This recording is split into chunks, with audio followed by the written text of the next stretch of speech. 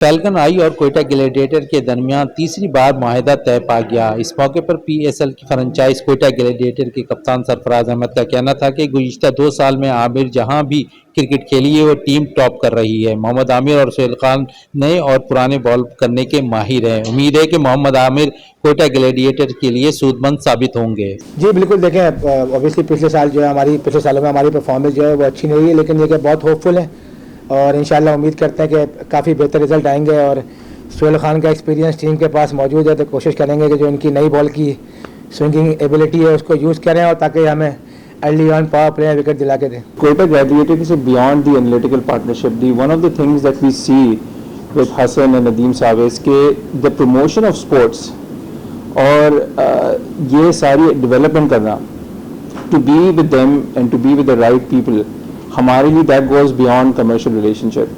क्योंकि ये जो promotion towards sport ये family करती है, ये organization करती है, हमें इनके साथ होने से बड़ा pride महसूस होता है. You know, some things are just beyond profit, commercial, and we want to stick by with them.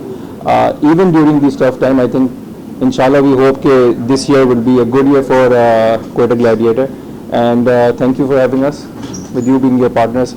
And please continue your good work that you're doing for sports for this country. Sarfaraz Ahmad ने मजीद कहा कि मोहसिन नकवी को PCB का chairman बनने पर मुबारकबाद पेश करता हूं। उन्होंने गुज़िश्ता 1-1.5 साल में पंजाब के लिए बेहतरीन काम सर अंजाम दिए हैं। उम्मीद है कि क्रिकेट में भी बेहतरी लेकर आएंगे। सर पहले तो चेयरमैन साहब को बहुत बहुत मुबारकबाद कि वो पीसीबी के चेयरमैन बने। आई थिंक जो हमने देखा है 1-1.5 साल में, तो उन्होंने बहुत ही ज़बरदस्त काम किया as a CM caretaker Punjab. तो होपफुली मुझे उम्मीद है कि वो क्रिकेट में और बेहतरी लेके आएंगे।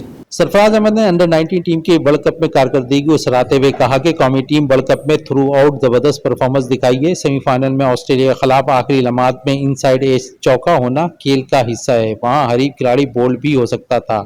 उन्होंने कहा कि अंडर 19 लेवल पर सीरीज कम होती है, उनके लिए मैचेस ज्यादा हो तो खिलाड़ी मजीद निखर कर सामने आ सकेंगे।